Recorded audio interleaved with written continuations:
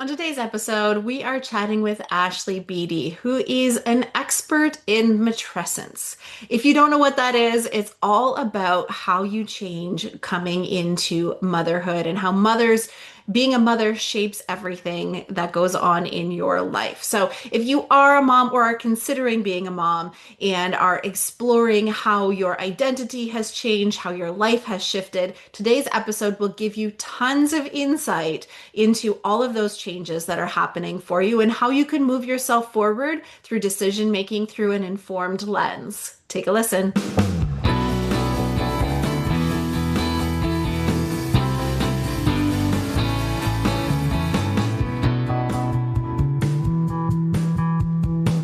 Welcome to the Gap Year Podcast, where we explore the who, what, where, when, and why of gap years. It's real people sharing their stories, ideas, and experts diving deep into how you can make the right decisions in order to have a meaningful gap year. This is the place to be no matter where you are on your gap year journey. I'm Michelle Dittmer, your resident gap year expert. Let's jump right in.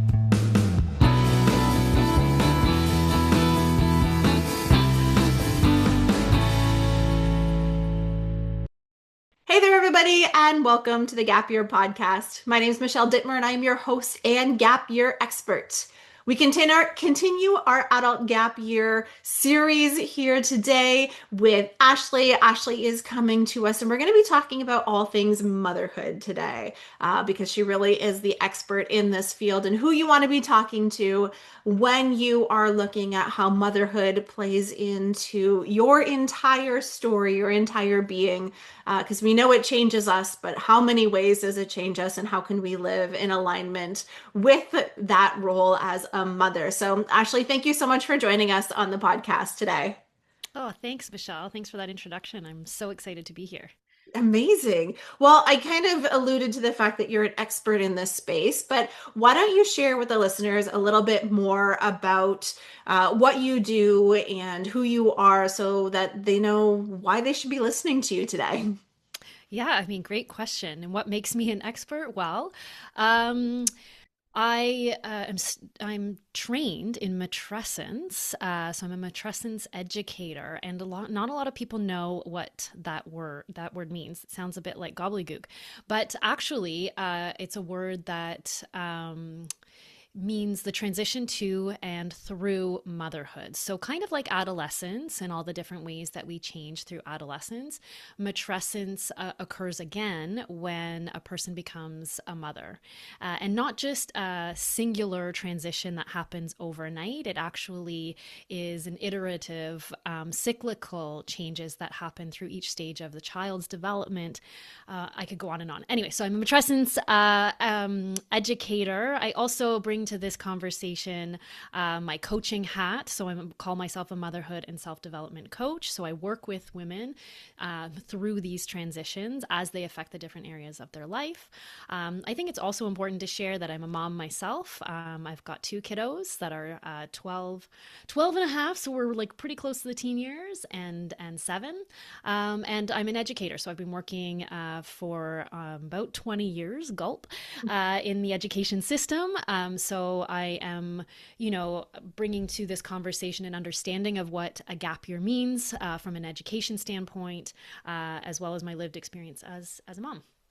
Amazing. So, just so many hats that we all wear, and mothers know that role more than anyone because we are everything to everyone some days. And just coming off Mother's Day, it's a little bit more real sometimes than others. But I think this idea of matrescence is so under talked about, underappreciated, understood. It is a huge transformation, and a huge portion of the population does experience it. And yet we're just kind of left without framework, without conversation. It's just something that we endure without necessarily having a complete understanding of it. Can you imagine going through puberty and having nobody tell you about the changes that are going to happen to your body, to your friendships, to your the way that you see the world? Like that would be terrifying. And yet here we are, so many women going through that change without support. Absolutely. So I'm so glad that you're doing this work and that you're sharing it with the world, because I think that that's the best way that we can make this more popular, is having conversations around it and really understanding how much of our physical being changes, how much of our identity changes, how much of our circumstance changes. So there's just so much out there that happens when we bring another human into the world. Yeah, yeah, and I think what you're saying is that these things are happening. It's massive. It's going on all the time. It's affecting so many different areas of our life. Yet how often are the decisions that we make taking all of those changes into consideration? In addition to the fact that there is so much pressure to go backwards, to be able to fit into your pre-mom genes, to be as active, health-wise, fitness-wise as you were before you became a mom, to be able to maintain your social connections the way you did before you became a mom. All of this, and yet we're not necessarily bringing that part of that those aspects into the conversation when we're making decisions. So I think that's where we're coming from today. I love that. Thank you for reframing and making a little bit more tangible what Mm-hmm. I was trying to go on. Obviously, you are the expert in this, so you know better than anyone. And you have a tool that you use when you are talking about decision making through this lens. I was wondering if you could kind of tell us a little bit more about this tool. How do you use it? What are the components of it? So that we can understand how to apply it to our lives a little bit. Yeah, I love that. And I start to nerd out on this. So you might have to, if you I'll need me to reel you stop in. talking. So what Michelle is referring to is the Matrescence Matrix, which I have to give credit here to Nikki McCon, who's the woman that I trained under, who put this together based on her research. And essentially, imagine a big pie chart, okay? And this pie chart is divided into eight slices of pie, and each of those slices of pie represent a different domain in which a mother can change to and throughout motherhood. So I'm going to list them, and we'll be able to provide a resource that you can look at in the show notes. But the changes are physical, psychological, social, cultural, relationships, career, spiritual, and economic. And how this tool is really helpful is that, imagine I provided you with this visual. And first of all, you're able to see all of the different ways in which you have already changed. To be able to see that all of that is within the realm of normal and to be expected, first of all, can be really validating. Secondly, you can start to take into consideration the degree to which you have changed in each of those. Because while matrescence is universal, every mother will go through their own matrescence, it is also unique to the individual. So the extent to which each mother experiences changes in each of these different domains is going to differ. So then you start to understand why and how you are feeling the way that you're feeling, considering the things you're considering, wanting to make changes, and so on. And so it really provides an anchor into a conversation that, in order to inform decision making from a place that really includes motherhood rather than it being some add-on or something separate. Yeah, and I think even when you're listing out those eight domains, there's a lot of aha things that even just pop into your head right away that you don't necessarily actively think about, but it makes sense when you look at it through that lens, like even just the cultural shift that you are in a different realm than your childless friends or friends that are not yet mothers. I always say when there's a new baby, like, welcome to the club you never knew that existed, because it's Mm, just a different world that we operate in, and yet it's not something that's brought to the forefront. So having these 8 domains laid out can really turn a light bulb on and be like, oh, wait, that makes sense for me now. And that's why I felt a little bit of friction in my life, because there was this shift for me, but I've never had language to put against it. And mhm. now being able to see this pie chart even in my head, I'm like, okay, I started here, but now in this domain there was a big change. Here there was a little change. So it really can give me a lot of language for how those changes are affecting me as my kids age as well, which I think is just incredible. So I'm wondering if you could kind of give us those 8 again, but Mhm. walk us through a little bit about what might fall under each of those domains. Because I think superficially we can understand what they are, but maybe what are some of the common changes or the things that we see under those 8 domains? Yeah. Okay. So we'll start with physical. That's a really obvious one, especially for a mother who's carrying her child, in that their body is changing constantly, and not just up until the birth, but obviously afterwards.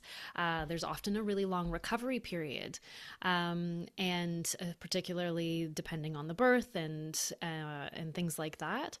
Um, Psychologically, this is an area where you're starting to wrap, I guess identity is wrapped up into the psychological changes that come with motherhood.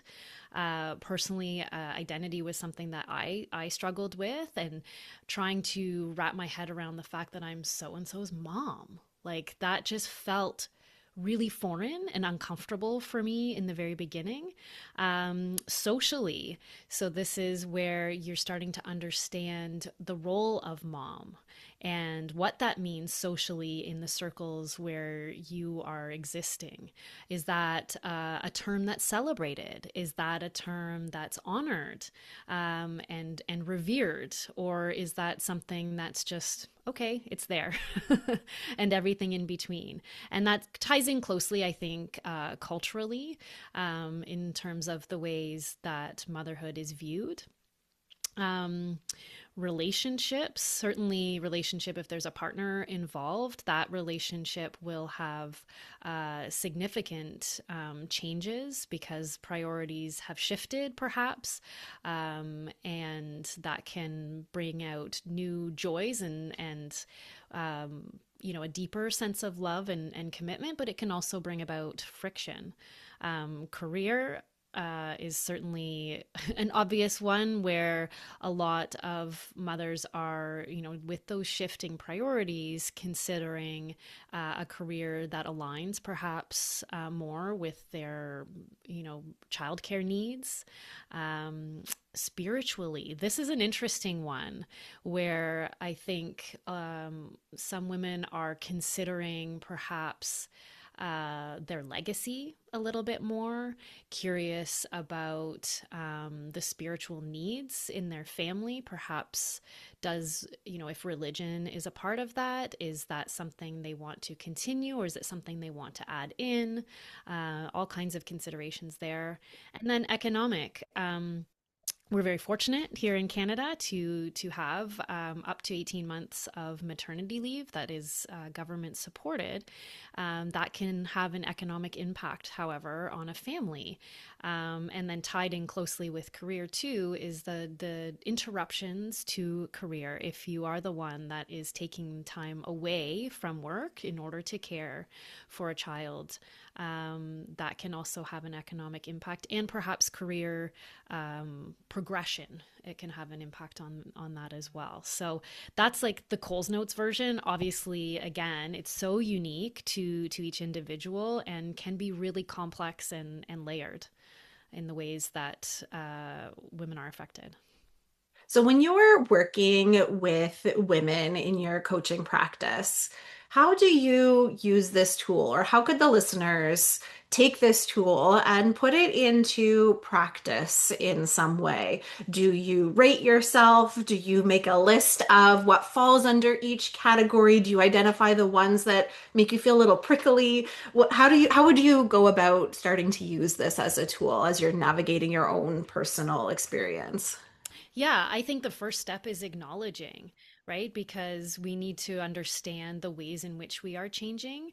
So, like I said, I would probably provide this visual of this pie with the 8 slices and have the person mark on there where the extent to which they feel they have changed in each of the domains. So, maybe on the outermost part of that pie, they would say if they've changed the most when it comes to spiritual, they might put that there. If they haven't changed very much psychologically, they might put a dot, closer to the center. And that visual can really help them again anchor into the ways in which they've changed. And from there, we would then do a deep dive into values, understanding again what feels most important right now. We need to acknowledge that as we go through motherhood, it's okay that our priorities and our values are shifting. Certainly in those early years where there are really high physical demands on the primary caregiver. And so recognizing that, maybe more rest is needed during those times and there's less hours in the day to be able to do other things, then we need to bring that into the conversation rather than trying to stuff it all in and hope for the best and then being frustrated when it doesn't work out. So it's about understanding what are our values and then how can we align those values and those changes to make decisions that feel good. Because those areas that you're calling prickly, those are the areas that probably warrant a little bit more conversation. Why are they prickly? Maybe it's because it's not aligning with those values that we haven't acknowledged have changed, right? Yeah. Yeah, and I think there's a lot we we we see this a lot in like career decisions for women especially, but there's so many other areas of our lives where we see these changes and it impacts everything that we do, and to have this as a tool to help make the decisions in our lives so we feel more aligned with those values, and bringing those changes with us instead of trying to bring us back to the way it used to be. And I think that really resonated with me when you mentioned that a little while ago, that we're moving forward and things are different, and that's okay. But if we don't acknowledge them and we hear all of these wild messages on social media, we have these expectations of how things should be.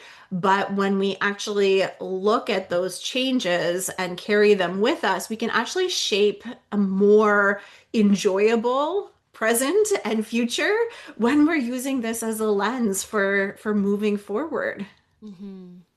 And I have this kind of conversation all the time, especially with women that are wanting to be able to do more in their careers, but really struggling to find the time. But then they're bumping up against this expectation that they need, success is doing more and producing results. And so it's often an exploration too of what are the assumptions that we are making these decisions on, and how are they informing us?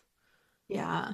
And this question is going to come from a personal place here.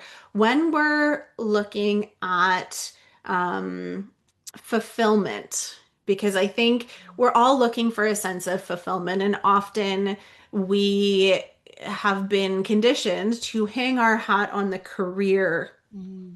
hat rack and Yeah. saying this is where my value lies. This is how I can contribute financially to my family. This is where I can contribute to the world at large is this career piece. But how does this matrix help us speak to what our true fulfillment might feel like? And how do we take all of that weight off of that career piece and kind of shift it around to feel a little bit more balance? Yeah. Oh my gosh. That is such a great question. And I so appreciate the opportunity to talk about that piece because you're right. Motherhood is, portrayed as soft and fluffy and this thing that you just kind of do.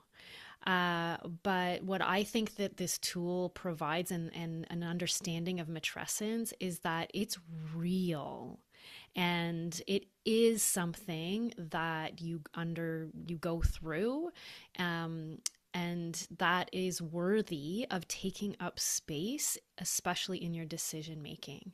So I think for me, it has been incredibly empowering because I went through certainly my early years of motherhood, feeling a lot of shame and guilt that I wasn't good enough as a mom because I was struggling with the identity piece, as I mentioned. And I was questioning a lot about my career. I was feeling like, hey, I'm not able to contribute as much to my family. I'm not good enough. And the reality was I was doing so much for my family, and that in and of itself is enough. And if anyway, it's such a conversation that does require some deep exploration, and it can be really insightful. It's also, I got to acknowledge how difficult that can be because we bump up against these deeply rooted beliefs about ourselves and how we are expected to be in society. And I think a really great tool out there too that is it's called the fish tank model, I think. Hopefully, I'm getting this right. Dr. Sophie Brock. And it talks about the sociology of motherhood. And so the context within which we are mothering informs the way we show up as mothers. And so once we kind of are able to see it, you can't unsee it, right? Yeah. And then it just allows, again, that piece of motherhood to take up space, to be something that is worthy of designing your life around. Yeah. And I think it's a really powerful tool for millennial moms right now who are in this time in history where there is a pressure to be a career person Mhm. and also having grown up potentially with a stay-at-home mom or a parent culture that's very different. And it always feels like there is this concept that it's a backslide if your mothering takes up part of your life. That we're giving into the patriarchy again. We're becoming those trad wives. We're doing that. And I think that this really helps to kind of break that down a little bit and allows people to see that it's not a one or the other. It is a continuum, and it is this whole pie chart Mhm. of who you are as a person, and it's not a slide in one direction or another, but acknowledging it and allowing it to take up that space gives it power, gives it purpose, Mhm. and allows things to coexist in a way it's a little bit it's a lot more palatable actually, to have it as a tool for sure. Yeah, and there's two things in that I want to touch on. And one is this idea that the matrescence is cyclical in nature, because with each stage of your child's development, it has a cascading impact on the mother. And so, you think some stages are harder than others. And so just because it's hard right now or you're making this decision right now doesn't mean it's not going to change. After a winter, we know spring comes and then summer. So there's an opportunity to bloom and grow. The other piece I want to name too, in within the matrescence matrix, Matrix is an understanding of duality, right? Which you just touched on, and the fact that both can exist. I can want to earn more income and want to be home with my kids. Both can be true. And so it's acknowledging that two things can exist at the same time. And so I really think this model helps to account for all of those different bits and pieces that often carry a lot of shame, guilt, and negative emotions that get in the way of us really, living a fulfilling life.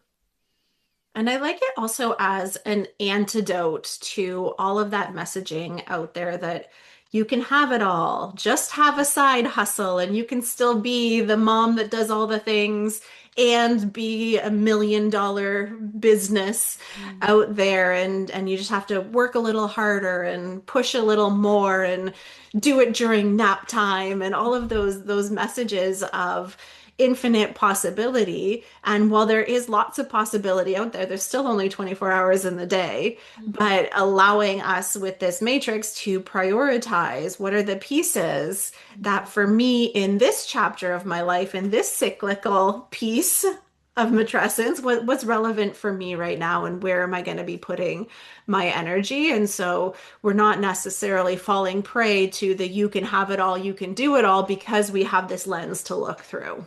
mm-hmm, mm-hmm. Absolutely. Yeah. I love it. Yeah. Okay, so we've talked tools, we've talked kind of the theory side of things. I'm wondering if you could kind of take it from that 30,000 foot level down to 10,000 feet. Do you have some very tangible examples of how this might play out? People you've talked to, folks you've worked with, maybe even your personal story. So give us something tangible. Mm-hmm. Yeah. Some people might resonate with this. I know someone I've worked with who she's a mom with two kids, left corporate life in order to build a business so that she could, take care of her physical health, that being a priority, and really wanting to be more present with her kids. We all know too that childcare is here in Ontario is a struggle, and so wanting to be able to be there when the kids get home from school and that sort of thing, but is wrestling with this idea that the business isn't growing as quickly as she would like, and so recognizing it's going to take a little bit more time because her physical health is something that's important to her, because her relationships are a priority. And so that sounds all well and good, but recognizing that comes with inner struggle as well. And am I doing enough? Am I contributing enough? And so that can be true.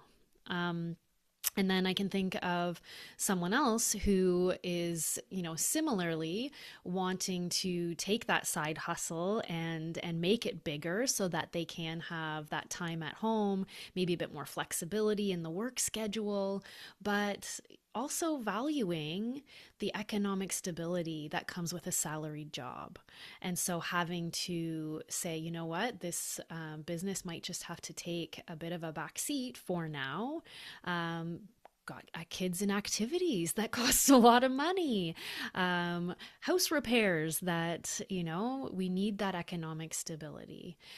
So those are just some examples to kind of highlight in real life what that translates to, the things that people are working through when they come to talk to me about motherhood and decision making and careers and creating more alignment.